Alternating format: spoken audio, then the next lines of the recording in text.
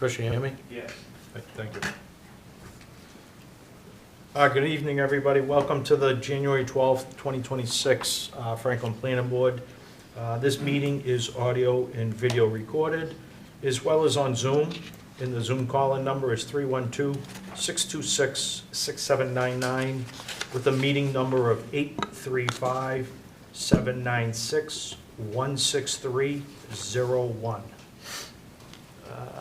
I'll take our first item of business. This would be a public hearing, definitive subdivision for 47 Partridge Street, Donovan Estates. If I could go to Amy, I believe they're looking for continuation. Yeah, so we did receive today, just as an update, the planning board had a 90-day decision for this, which would expire at the end of the month. They did give us an extension until March 31st, 2026, and that's been filed with the town clerk. And they're looking for an extension, and I would recommend February 9th. Okay, do I hear a second to continue Donovan Estates till February 9th? Second. All in favor? Aye. I'd just like to make a point. Eric is on Zoom, but he is in attendance. Roll call vote. Yep. Eric? Eric? Yes. Jay Mello? Yes. Mark Mutron?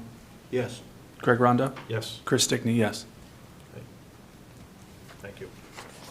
And next item of business, this would be a private subdivision. This is initial hearing for Tanglewood Estates 2, Symphony Drive. They make a motion to waive the reading. Second. All in favor? Roll call? Yep. Eric Stelter? Yes. Mark Mutron? Yes. Jay Mello? Yes. Greg Rondo? Yes. Chris Stickney, yes. Okay. Before I go to the applicant, if I could go to Amy, Department of Planning, please, if you could give us a review. Sure, thank you, Mr. Chairman. Just a thing, so it's a private definitive subdivision plan to create 2 buildable lots at the end of Symphony Drive. I just want to note the property does abut town-owned land on the north side. However, we do have access via Charles Drive. There is an existing cul-de-sac at the end of Symphony Drive, which seems that would remain. They have requested the waiver for curbing, but need to comply with the granite curbing at the entrance of the roadway. The fire department has noted a dead-end street. However, talking with the building commissioner, it appears that since the street really makes a loop, it would start really where the loop is, not from Lennox or Symphony. So I know that we did this with Kimberly, and they allowed it. The roadway really being proposed more as a driveway than it is an actual roadway. It would remain private. And DPW has noted that as a condition, if it were approved in the future, that it would be completely responsible by the homeowners for roadway maintenance. Beta is currently reviewing the project, so they don't have a review for you tonight. And then I did list, they did request 9 waivers for the roadway, which are similar to the ones from Kimberly Drive. Okay, good, thank you. Thank you, Mr. Chairman. Is Mike with us tonight? Yes, he is. Okay. He is on Zoom. Okay, before I go to Mike, and Matt, you're out there? They have not, Beta has not reviewed it yet? Yeah, I just want to make sure, just so he can hear it, that's all. Okay. But I think he. He Talk is.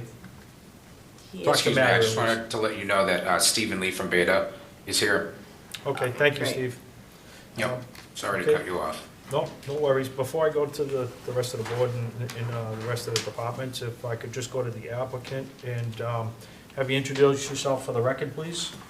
Good evening, Mr. Chairman. My name is Bill Buckley. I work for Bay Colony Group, and I'm here representing the applicant, which is Cypress Real Estate Development LLC. Okay. Do you want to give us a brief review of what we're looking at, if you don't mind? I will, Mr. Chairman. So I can point you toward the rendering. I gave out copies to you and to any of the people here yesterday. So this is a 7-acre parcel of land located at the end of Symphony Drive. As Amy pointed out, it's located in the Rural Residential 1 zoning district, and it's bordered by residential properties to the you're looking at the kind of, excuse me, it's bordered by residential properties to the east, to the west, to the south, and to the north. This is the town-owned land that Amy just talked about. So Symphony Drive ends right here, it's in a cul-de-sac, and Lennox Drive loops through here and actually meets back up with Symphony Drive quite a ways down past the roadway. So what we're, let me just continue on.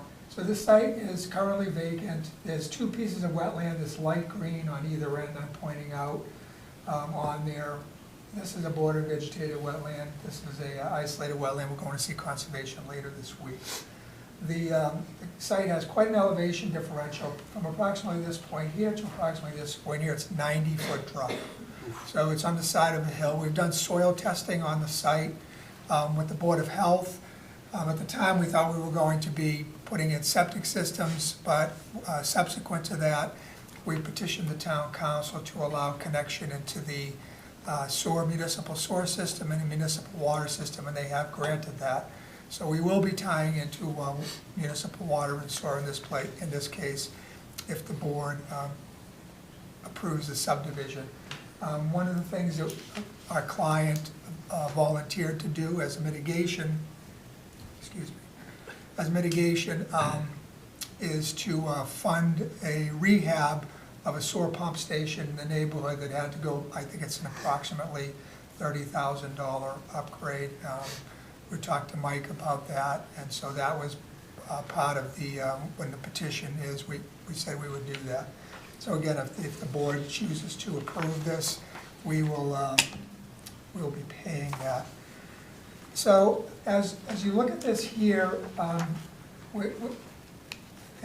talked to Amy about this at the beginning, and she recommended I take a look at Balsam Estates, Kimberly Ave, which the board looked at about 18 months ago, thereabouts, and to see, she thought this might be a good project to fit into the criteria where the board granted that private subdivision. So what you have here is, this is a 2-lot subdivision. It's in the rural residential 1, so it's 40,000 square feet, but as you can see on your plans in front of you, this lot is 180,000 square feet. This lot's about 110,000 square feet.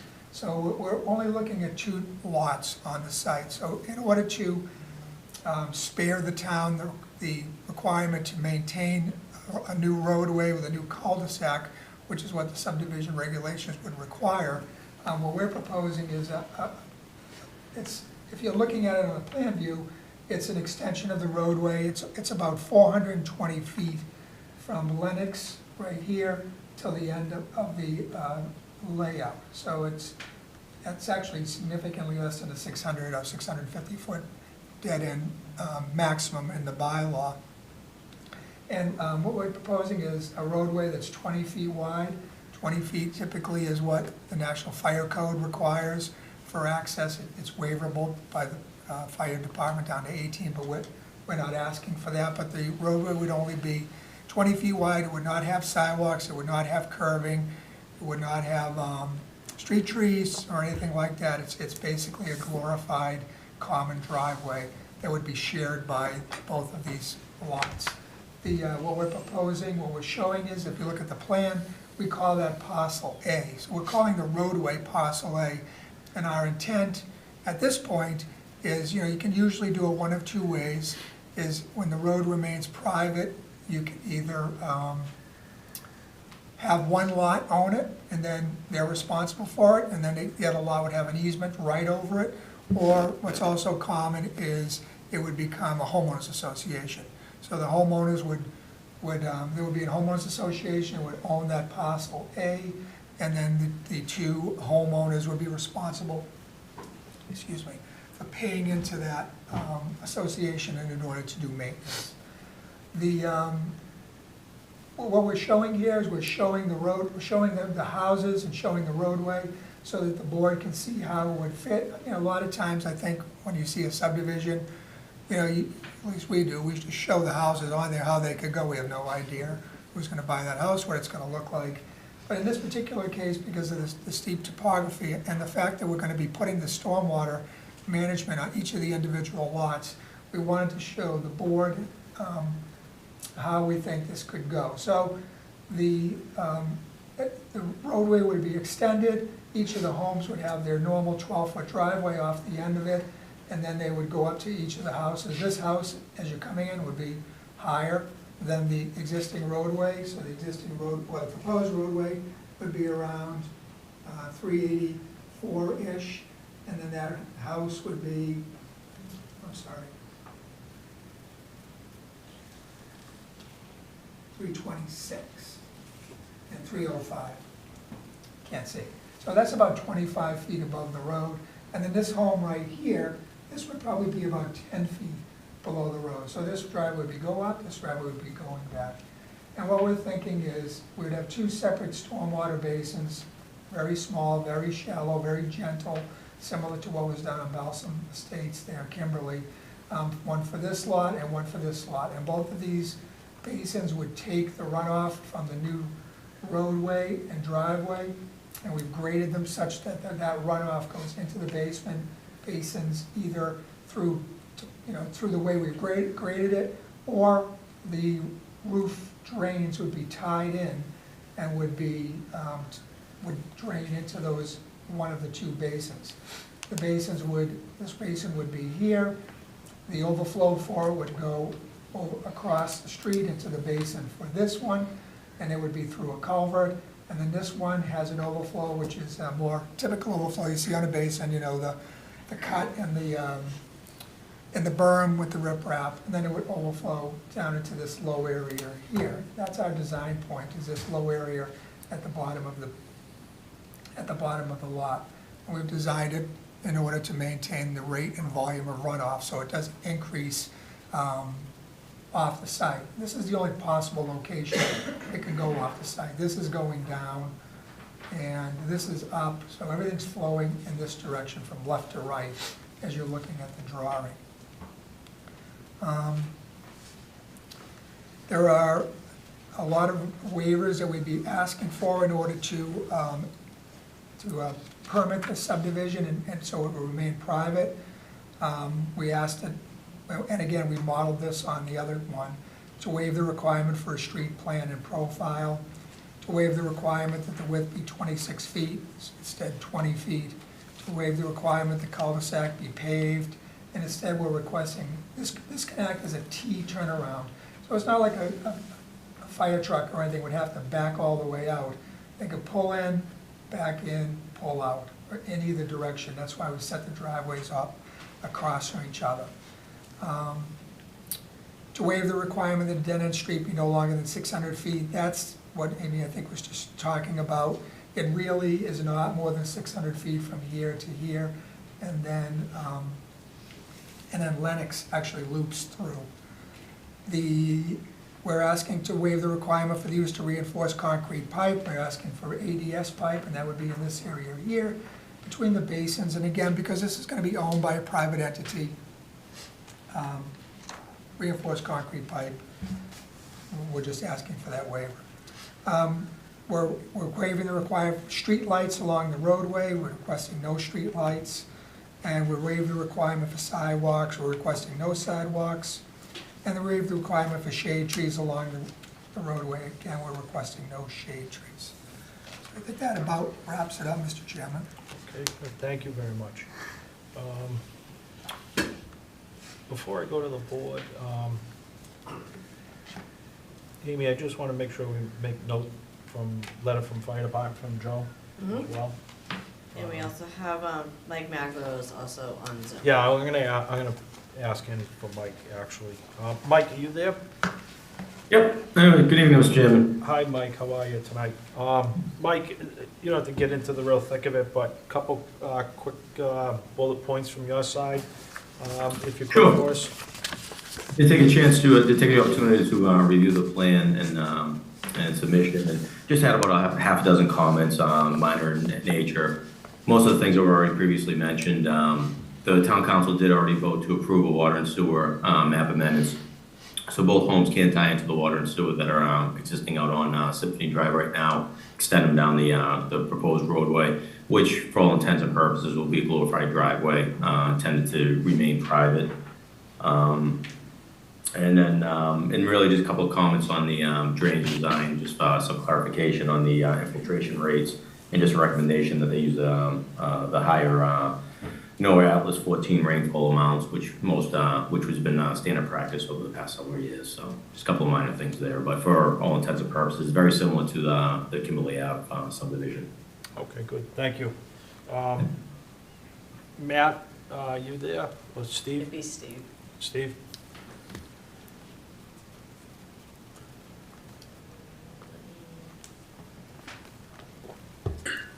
Yes, I am here. Hi, Steve. I know you just started looking at it. Any real serious concerns to give us a heads up on, by any chance?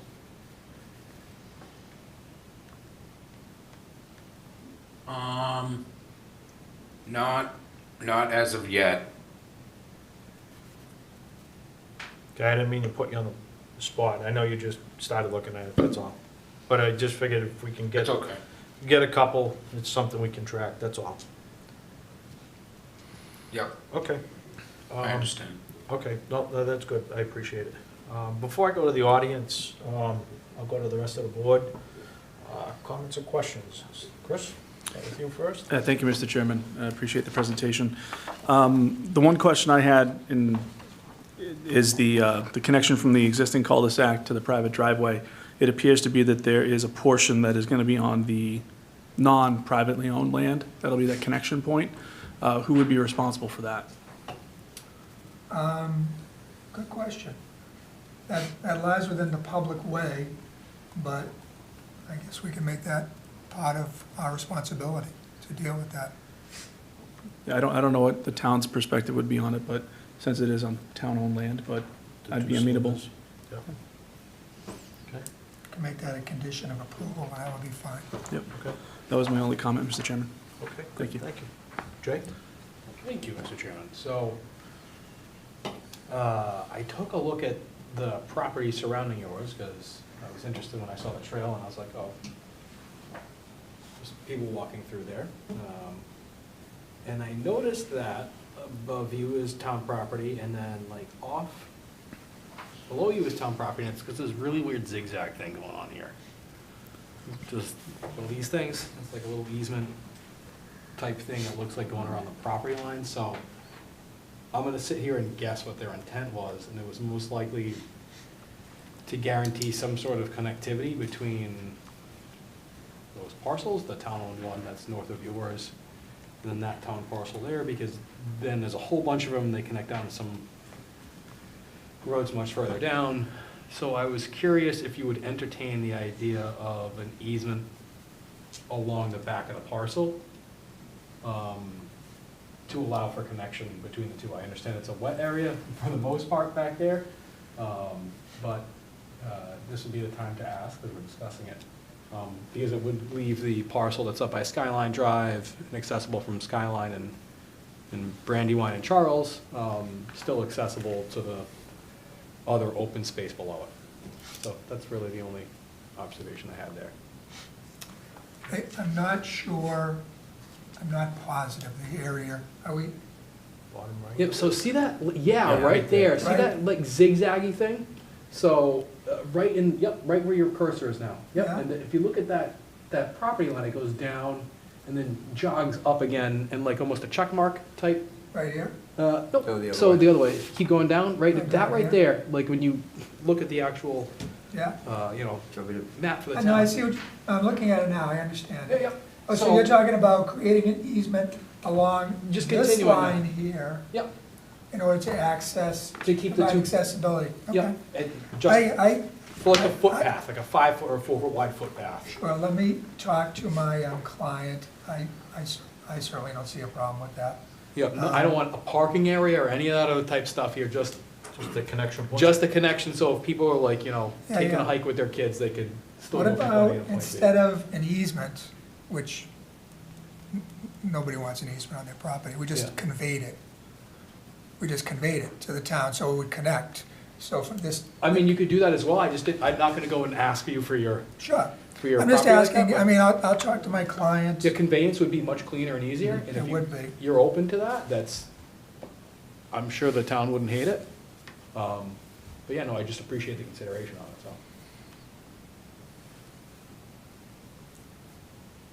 With that? The connection though,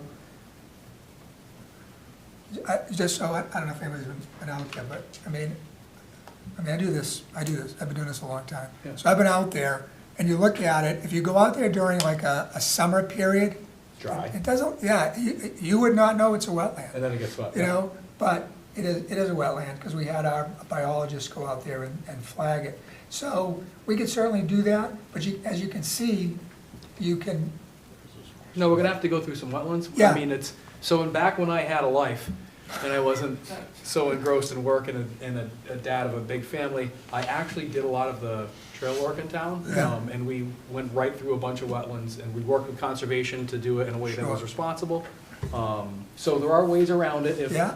if there is the will and the means. So I'm not too worried about that, but Okay, yeah, good. if you would check with the client if they entertain it, it'd be wonderful. yep. Appreciate it. All good? Yeah, no, thank you. Okay, good. Mark? No, Chris and Jay asked pretty much what I was looking at, so Okay. no, I have no questions, thank you. Okay, good. Eric? Yeah, thanks so much.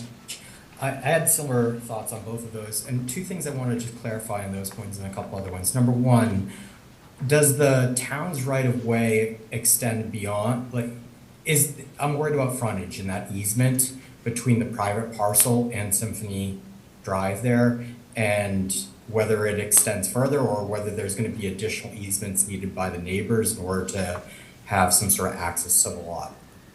I don't think so. So I think what you're talking about, I hope you can see this, is Symphony Drive, where the end of the cul-de-sac connects into that layout. That there is a layout there. Whoever designed it, the board or them must have figured that was gonna be a potential expansion someday, so it's extended, and actually there's construction easements on both sides. What we're showing though is right there at the end, we're ending it there short, so it's not intended for us to have people walking down there accessing the town land. And it looks like it's about roughly 56 feet separation in that area there, right there. And I think you can understand that if it's gonna remain a private way, a driveway, people don't want people walking down their driveways. So that's not our intent, is to create an area where that can be further extended or would be accessible to the town-owned land. Great, yeah, I'm not so worried about the end of the new driveway / road that would be created. It's more of that interconnectivity from Symphony Drive into the parcels that you're looking to subdivide. And I think you've answered that point, which is that there is some sort of legal ownership or access to this parcel via Symphony Drive. Yes, it's a public way, it's part of the public way. Okay, great, thank you. Regarding the axis of the zigzagging line that Jay was referencing, Jay, it wasn't clear whether you were also going to Lennox Drive, because that's where I noticed the 6-foot footpath, and whether there would be some sort of conveyance for that portion of the footpath to the high side of the lot on the left-hand side, if you're looking at it. Bear with me 1 second. Yep, so that footpath unfortunately is out of play. That's running, if you're looking at the rendering, and unfortunately you don't have the opportunity to have that because you're at home. But that footpath, for all intents and purposes, has a home right through it. Oh, thank you. I appreciate you. So, Eric, can you see the screen here in the cursor? I can. Yep, so the footpath that I think you're referring to is the one that goes this way and then accesses the town property? That's correct. Yep, so that's a bit trickier, right, because we've got a hill on this side that's really not conducive to putting a trail on due to, topographic issues, right? You'd kind of be going up and down and doing all sorts of weird stuff. And it's really not only through the center of the lot, but through the center of the proposed home layout, so it doesn't really work too great. Before, and if I'm reading this correctly, there was not really a legal means of entry down here. People were already trespassing, unless there was an easement I'm unaware of. So that's why I think this is kind of the best way to guarantee future access to that parcel, because you can access it kind of like up here, and then it allows access from down here, so that's kind of the way I considered it. Yeah, I'd love to know more from the neighbors about how they're using that footpath there on the lot to the north. You know, I think we could, to your point, you know, you can come up with some creative ways in how to get the footpath through there, and if there is, if this house would then be right in the middle of the footpath, if there's some sort of option to go to the north. You know, one of the things that we were looking at from the master plan that we were working on is to maintain connectivity from residential areas into natural lands that we have. So this would be potentially taking away from that. And that'd just be something I'd love to better understand, and whether there's some sort of option to maintain that access if the residents there are using it.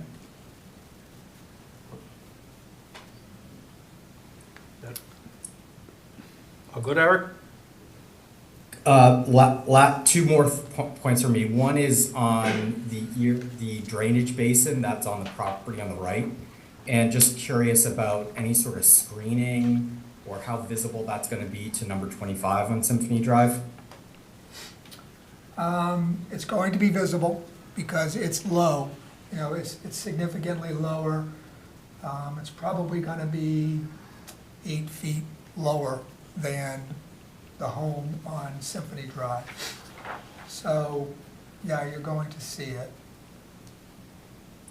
Is there any way that you might be able to leave some of the vegetation there to provide some natural screening for number 25 Symphony Drive? Unfortunately, most of the natural vegetation on our property has been removed in the past by not us. So as you can look on the plan, you can see that kind of the green squiggly line show there. That's the tree line. So there really is no way to leave anything there along there, unfortunately. Yeah, that squiggly line is what I was looking at and wanting to better understand, you know, what sort of screening might be there. In the absence of having some sort of natural screening there, would you be open to having any sort of plantings there in order to provide some screening to that property? I mean, we could probably put some arborvitaes along there, but again, you're standing in a lot that's 8 feet above it, and then if you're in your house, you're a couple more feet above it, so you're not gonna get a lot of screening from it, but I think we can certainly do that. Great. Thank you. And then the last question I have is just regarding the steepness of this slope. Do you have how much of it is going to be fill that you're bringing in? How much soil is coming off the site, and how you're managing that? I doubt there's gonna be any fill being brought into this site except for the road. A lot of it, as you can see on like lot 1, parcel 1, it looks like it's probably going to be an export. And then that export will probably be moved over to parcel A and the roadway in order to do it. So yeah, ideally, we'll be maintaining it on site except for that portion of it that is gonna be under like a roadway, and that will have to be the proper type of Class B gravel that the town requires. And so I don't see a lot of it coming in on here. I think you're gonna see it's a pretty balanced site with the material moving from left to right as you're looking at the drawing. Okay, thanks. Yeah, what I was more thinking of is just the construction vehicles coming in and out of the lot there, whether it's bringing fill in or taking soil out, and if it's balanced, that's a good direction. Those are my questions. Thank you, Chair. Thank you. Will, any comments, questions? No, I got nothing. Okay, good, thank you. I just had a couple quick ones. What's the distance from the end of the cul-de-sac to the tail end of the hammerhead? What was it? Maybe 200 feet of private drive, was it? The distance from the cul-de-sac to the Yeah, the overall extension of the road. The overall extension of the road is about 420 It's feet. 420, okay. And that's from the end of the layout of Lennox, where Lennox hits it, to the end of the, Oh, yeah, I was looking from the end of the cul-de-sac at Symphony, okay. the end of the cul-de-sac. That is approximately 150 feet 159, okay. to the end of the pavement, Okay. to the back end of the driveway. Yep, okay, good. Did you guys encounter any ledge up there doing test holes? You know, By I don't chance? think so. We certainly encountered some very odd soils. High groundwater, Yeah, really high groundwater, yeah, to the point where we had to put in test wells and go back in later to do perk tests, which we didn't end up doing because we're gonna do SOAR. Yep. But no, I don't think we hit well. We hit some really odd clay. It looked like clay, you know. okay. And I was talking to the Board of Health agent, and he was talking about that ridge over there to the left, as it that all goes up. And he said that he'd hit it on some other projects in the general area. I don't know exactly what he was talking about. But no, there was no ledge that I recall. Because I know there's ledge off of Daniel Street and whatnot, there's certain pieces down there. Mhm. Okay. Another quick question was, on sheet 6, basin 2, which is the lot 2, pretty substantial drop off from the top of the basin to the base, about a good, 10, 12 feet. And you look at your detail, it drops off sharply after your outlet at Trap Rock. Yeah, it's about 8 feet, 293 to 285. Yeah, I was And that's just, the back end of it, where you're looking at it dropping off toward the wetland. yeah, I'm just looking, for safety purposes, maybe a fence in the top section of that, just before the drop off. Protection if there's kids in that particular house.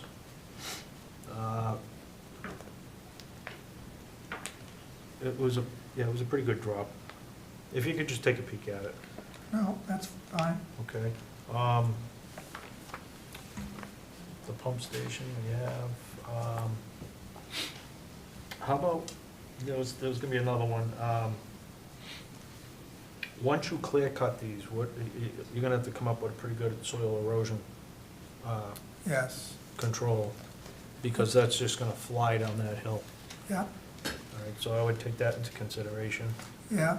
If you look on sheet 7, we put together a SWIP. You did have the SWIP in there? It shows a limit of clearing, shows where we'll have a stabilized construction entrance, Okay, shows we'll have the silt sock along the bottom there, which is, it's pretty heavy. yep, And in that particular case, you know, we might have to back that up with a silt fence too. okay. We'll take a look at I that. just wanted to make sure you took into consideration. I didn't see that in any detail, sorry about that. Okay. So I guess I think everybody's had a fair shake at it at the beginning. I'll go to the audience. If the audience, if you want to just address the mic and give your name and address, please. Sure. And there will be, this is going to be a continuation, so this isn't the first and the end of it either, okay? Sure. Just so My you- name is Cheryl Hanley. Can you hear me all right? Sure. I'm a resident. My husband and I reside at 129 Brandywine Road, parcel 21886. And we are immediate abutters to the parcel in question. We're down the bottom of that hill.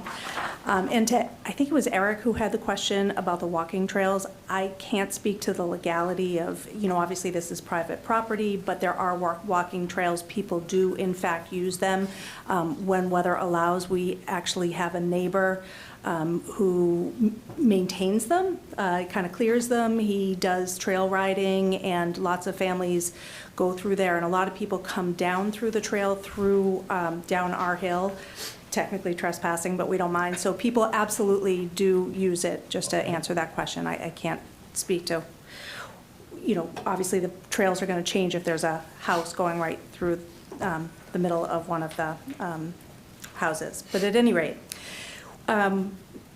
We're not opposed to the project itself. Our concerns are specific and limited to stormwater runoff and ground disturbance during and after construction. So as mentioned, our property is at the bottom of a very substantial hill, and we already experience significant drainage flowing onto our land during heavy rain events, as well as during winter and spring thaw. Over time, we've taken steps to address these conditions, including excavation to improve drainage. We planted trees and have implemented other mitigation measures, and these have helped to provide a dry backyard, and we haven't had any damage to our home since 2007. So we had moved in 2007. There was substantial ledge, to your point. They blasted to create our homes in Brandywine, at least our side of the street. And our first kind of spring thaw was a nightmare. So we put on those measures, and we've been mostly dry. It's never really come near the house because we had some grading done to the backyard. Sometimes when it's particularly icy or wet winter, our backyard might take a little bit to dry out, but we've never had any close calls coming to the house, and it's been okay. So we do believe our situation remains sensitive, however, and because this project involves excavation, grading, and the addition of impervious surfaces uphill from our property, we are concerned that changes to existing drainage patterns could increase the volume and/or velocity of runoff reaching our land. This could potentially result in flooding or other damage to our yard or property. We're here this evening to request assurance on the record that the project will be designed and constructed in a manner that ensures drainage impacts to downhill abutters do not worsen as a result of this development. Specifically, we respectfully ask that the board consider making it a condition of approval that post-development drainage conditions for abutting properties do not exceed pre-development conditions, and that appropriate mitigation measures be required should any drainage issues arise. We would also appreciate clarification on how the town could monitor drainage impact during and after construction, and notify us what recourse abutters may have if problems emerge once the site has been disturbed. Our goal is simply to protect our property from unintended consequences of work occurring uphill. We appreciate the board's time and consideration, and we thank the applicant for their attention to these concerns. Okay, and going to your point, that's why I asked about the conditions, and that's why he has a SWIP program. Also has to go to Conservation Commission, which I'm sure they're gonna ask the same questions, so, and you're correct, there can't be any more water discharging on the property after the project that is now. So the pre and post is something that they'll meet. And this actually, by him containing some of this, may help your property too, because the water's just not sheet flowing as it is now. So sometimes when you do work like this, it actually helps downhill gradient because it contains it and funnels it to where it should go. Okay. Anybody else? If just approach the mic, name and address, please.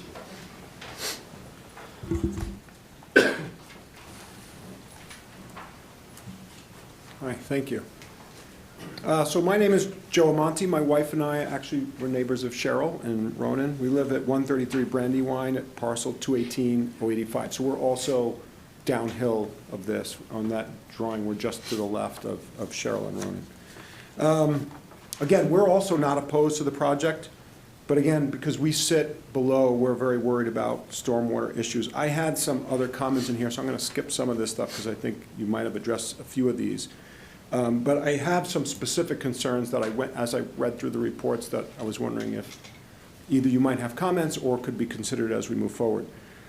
One is, as the road is not going to be a town road and there won't be any curbing, and there's going to be trenching along the roads, and this kind of goes for the basins as well, a little bit of a concern of if there's no maintenance and the town's not maintaining, can those get clogged? Can those get, dead leaves, silt, stuff trapped in them, and then over time really not function as intended? So maybe not initially, but over time.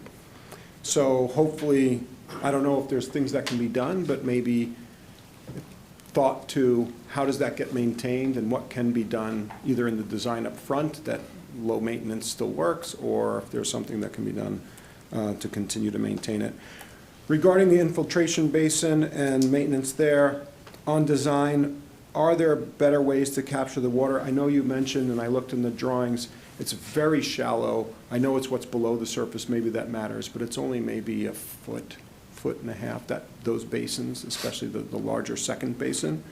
And so if dead leaves and things pile up there and that water just sheets off to that exit, that's going to come straight down the hill. So I'm a little bit worried about that. So that's on the design, and then accountability. Since it's going to be a private structure protecting basically everything that's downhill, I don't know if there's ever such a thing as maybe putting money into escrow funds or something that can help with maintaining this in perpetuity. And then the last thing in the soil conditions, this I didn't totally follow, but I think the way I read it was the soil conditions in the area in general are soil group C, which drains pretty slowly. And then I think the basins will drain much faster, as you were mentioning, Mr. Chairperson, that this could actually help when you do projects like this. So that would be great if that's the case. Similar to the trenches, given it's so shallow, could debris pile up or basically collect over time so that water cannot actually seep down into the ground as intended. So with that, I'm wondering if there's something that the town will be looking at to explicitly confirm those designs. Maybe it's on the Thursday meeting that they're going to be asking some of those questions. Those are the few specific issues in addition to what Cheryl mentioned there. And just so you know, our independent third-party review engineering Beta will be looking at Okay, the whole thing. They just got their hands on it. They haven't done a full-blown assessment, okay, so they'll take into some of the questions and Yeah. considerations. great. Thank you. Okay, thank you. Thanks for your time.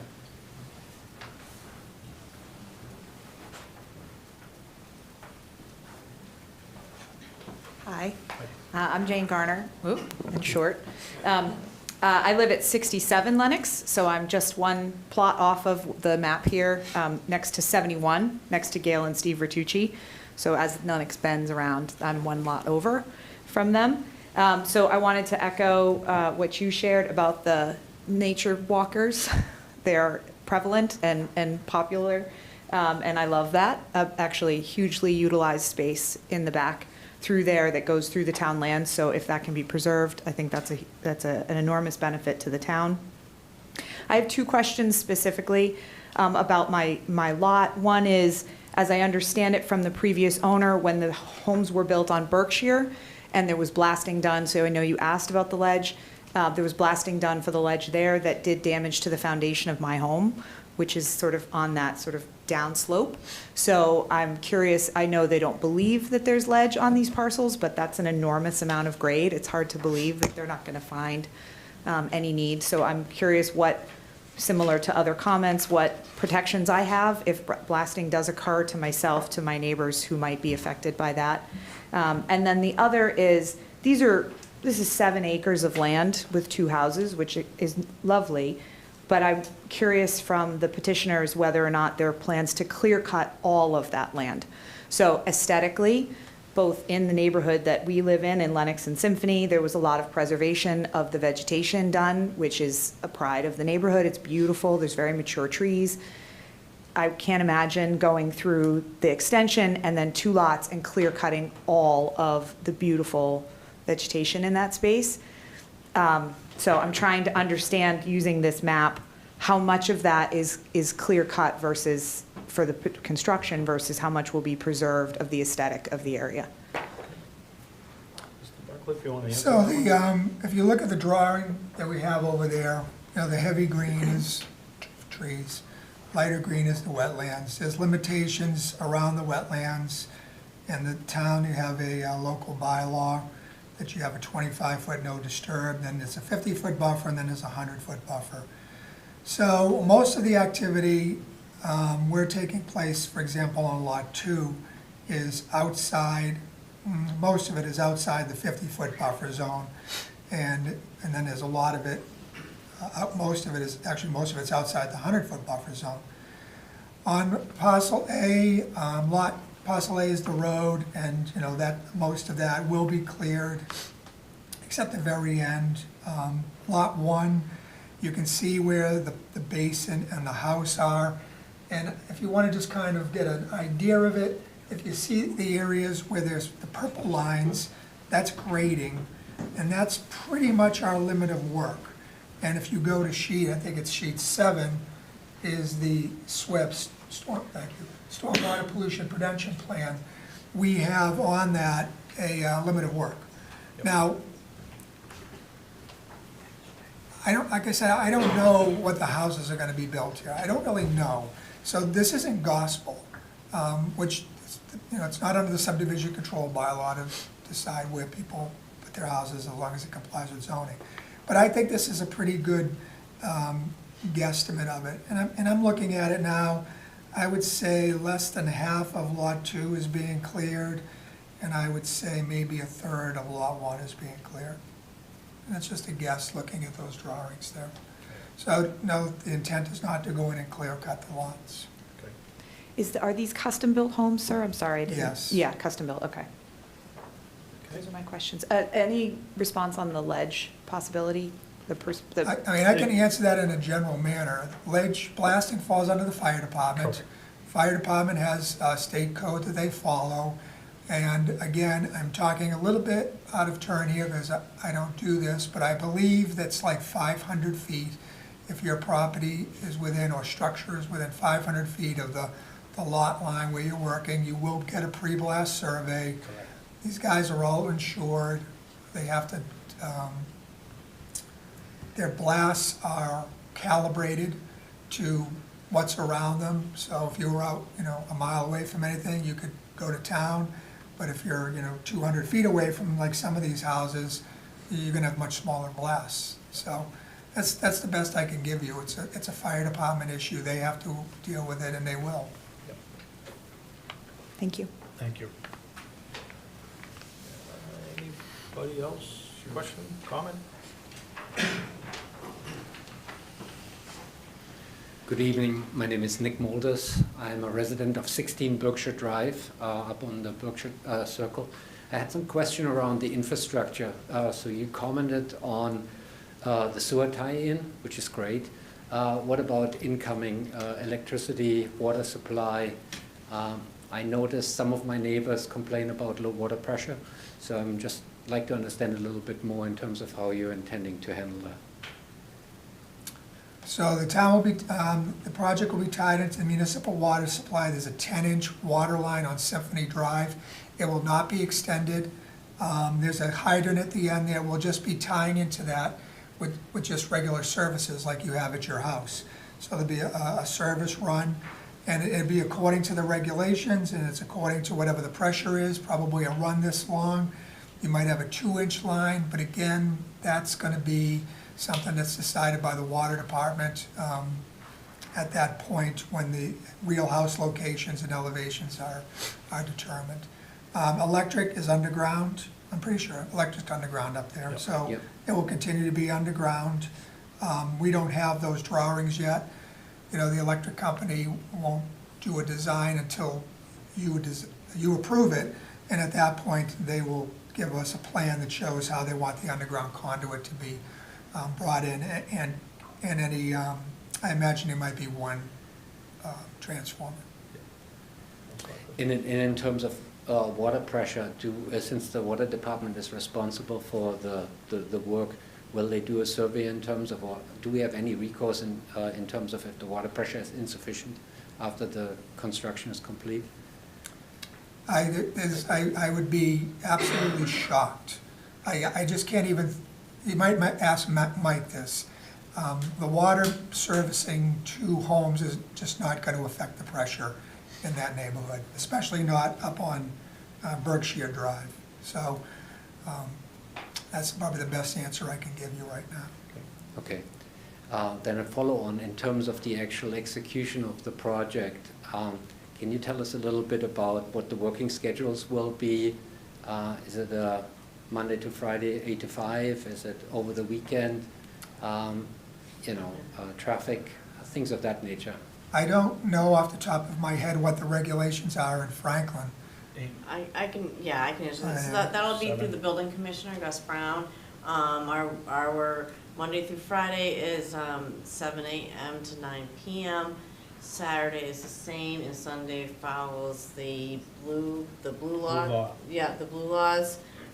So that's through the building commissioner, because he'll be the one issuing the building permits. It's up to the planning board for that, and those are typically the hours they give the builders. Okay. And does the public have any influence on those times? You can address it with the building commissioner. Okay. Yeah, you Okay. you can talk with him on those times. And last one, I promise. What about driving into the neighborhood, like heavy vehicles? I think somebody mentioned earlier on about moving soil in and out, so that won't happen. So that's the timeframe, that the vehicles shouldn't be arriving until 7 AM. They shouldn't be, and they can leave up until 9 PM. They shouldn't be showing up at 6:30 AM. And if there's complaints, we do a pre-construction meeting when this happens, and a lot of those hours are addressed with the general contractor or the builder on that. So if there's if someone comes in at 6:30 in the morning, he'll get a complaint and he won't be happy, so. Okay. He addresses those issues. Excellent, thank you. Thank you. Everybody good? Anybody online? Oh, I'm sorry. Didn't see ya. Sorry, I'm Jennifer Shaw. I live at 27 Lennox Drive. I do use the trails also along with a lot of other people, so maintaining the access would be good. I know they have a parking lot that was developed so that people could go and use those trails, so hopefully we can keep that going. But I also have a concern over the water pressure. We have a pump house currently, that's not been mentioned, and there's currently issues with water pressure, so I know you say 2 houses isn't gonna make a difference, but I think it certainly could, so I hope someone would look into that and make sure that the pump house that's there can accommodate adding 2 more to what's already seems to be a strange problem. Okay, good, thank you. Thanks. Mike, are you there?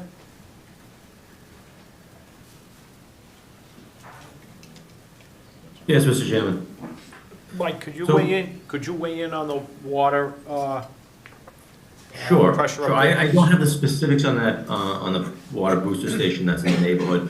But when they got the approval from the town council to tie into the water system, I believe Bill mentioned this earlier, one of the conditions of that approval is that the developer is contributing over $30,000 to improve the pumps at that booster pump station. So that's one thing. The specifics on the water pressure, I'd have to check in with the water superintendent. I don't know the specifics of it, but we were planning on making some upgrades there, and the developer is covering the cost of those upgrades. Okay, thank you, Mike. Okay, anybody else? No? Okay. So, make a motion to continue. You doing conservation this week, you said? Yes, we are. Okay. What do you think for time? Probably February 9th. Do for Give another? time for Beta to get the review in, and then the applicant has time to address any of Beta's issues for the next meeting, I think. Okay. I think that's fair. February 9th work? Sure. Okay. Make a motion to continue Symphony Drive, private subdivision, subdivision till February 9th. Do I hear a second? Second. Roll call? Eric Stelter, Yes. Jay Mello, Yes. Mark Mutjaron, Yes. Greg Rondo, Yes. Chris Stickney, yes. Okay, good. Thank you. Great. Thank you very much. You're welcome. Have a good night.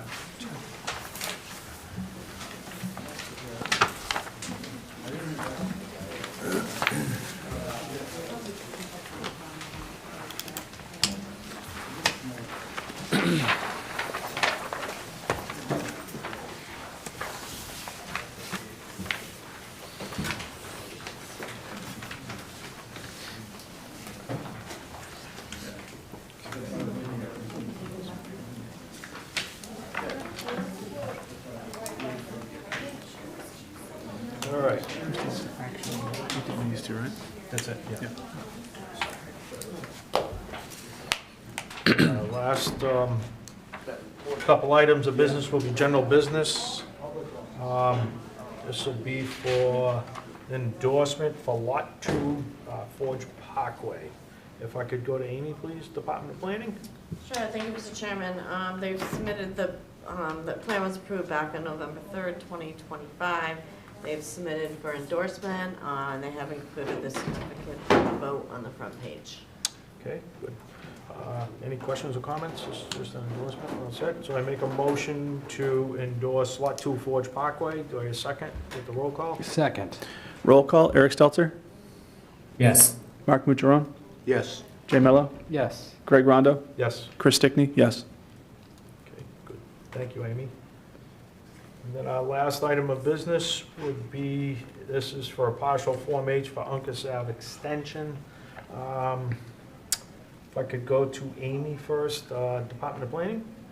Sure, thank you, Mr. Chairman.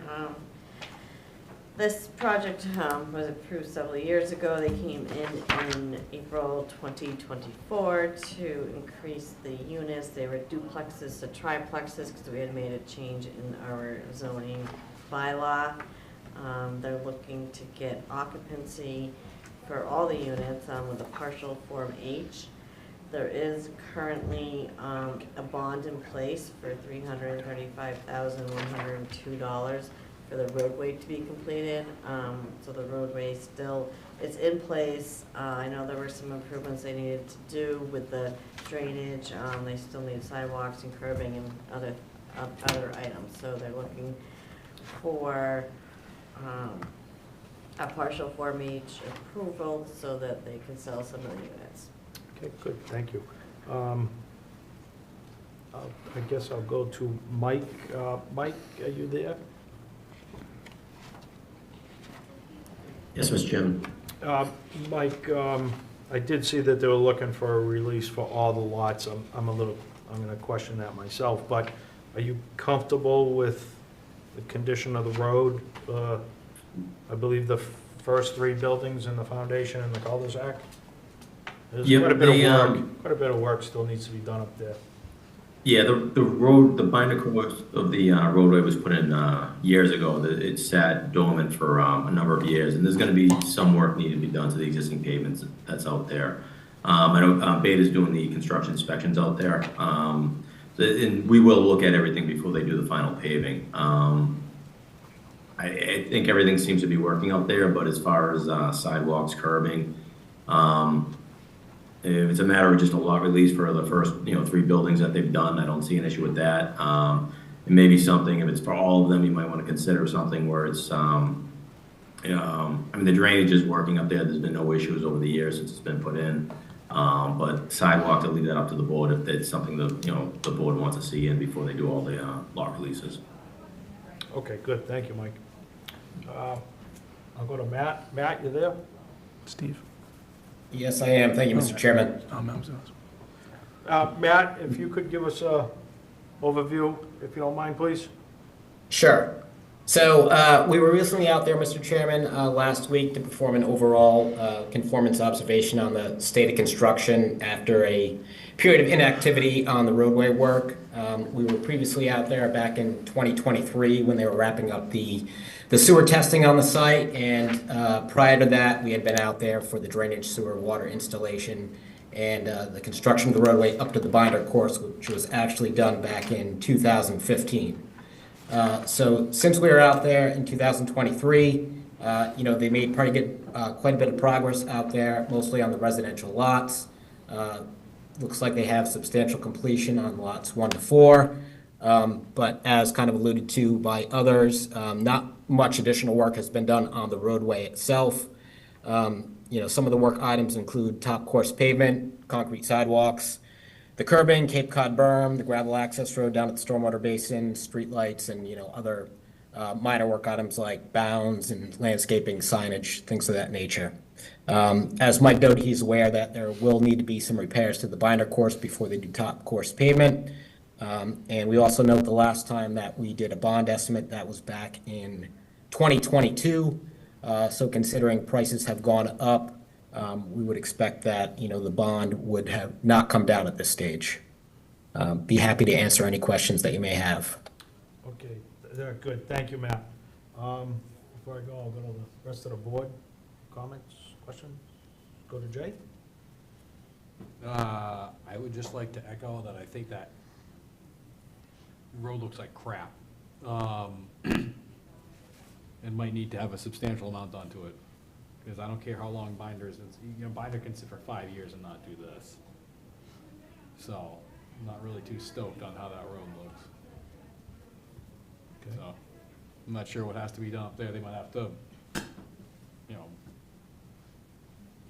either completely mill that off or something.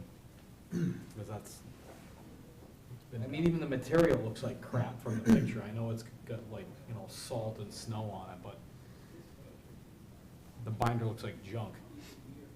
So, I mean, I'm now gonna take a ride out there in the daytime and just kinda take a look at it, because I'm really, yeah. So, Mike, hold them to that one. Chris? Thank you, Mr. Chairman. I think I'm in agreement with you in regards to, and Mike's comment as well about not releasing the entire development at this point, just the ones that have been constructed in the foundation, because I think we let the cat out of the bag. It's tough to put it back in. So that would be my position on that. Yep, I agree. Before I go, Mark, any I comments, have no questions? comment. You have to abstain? Yes. Yep, okay. Eric, comments, questions? Yeah, thank you, Mr. Chairman. What's the status of the sidewalks there? There isn't any. Nothing, no, okay. Could we, just regarding the bond amount, is that sufficient to cover the remaining portion of the road that needs to get fixed there? I'm gonna ask for an updated one. Okay, yeah, because 2022 pricing, as we all know, is a long time ago. Everything's gone up. Correct. I'd echo this same sentiment as the other members of the board as far as not releasing the occupancy for the full lots, but only a portion of the lots that are constructed. Okay, good, thank you. Matt? Well, excuse me. It's rough, and that's all I got. Okay. So, there's a few things. I would like to see if we could have an updated bond established that will help cover the town, God forbid anything happens up there, to today's standards as well. It's been, this project's been going on for, Are you looking for a bond reduction or just a lot? he's looking for a bond, he's looking for lot Yeah. releases, but I want to make it No, public. no reduction. Yeah, I just think no reduction. No, Right? no, but I want to That's all He update, wants I want an Beta update. to do another assessment. Another Beta does the assessment. Can we do that? Another estimate, yep. We can do that? Yeah, the road Agreed. consumption. We need to know if it's more. Yeah, more. Yeah. Well, I didn't know if we had the power to do that typically, I want to see once where we've we signed a are. bond, sometimes I that's wanna all we s- have, but. I just want to see where we are to what it will take to put it back together. If we can update the bond, it'd be Yeah. So great. I want, That's I'd my like, preference. I'd like to see that. I'm gonna make a recommendation that we at least release the first, I think it's 3 buildings on the right with the foundation and the cul-de-sac. This will give them some seed money to finish if need be, whatever it may be. I'd like to see the road cleaned up, silt sacks in the catch basins. I'm not sure, I went in there actually. Some of the catch basins look like they're still raised, so I'm not even sure if the whole system's functioning properly. Looks like they put it at binder and then meant to put top down and Yeah, just and didn't. it didn't. There's one section on the right on the way in, it looks like that's taking all the water, so I don't know if that basin's full of silt, sand, or whatever. It seems like everything's just funneling that way.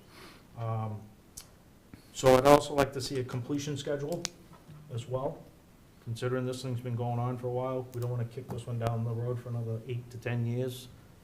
So updated bond, completion schedule with dates, the road cleaned up. We're gonna make it safe for kids, for adults, anybody in there. There's no curbing, there's no sidewalks, there's no streetlights, there's nothing.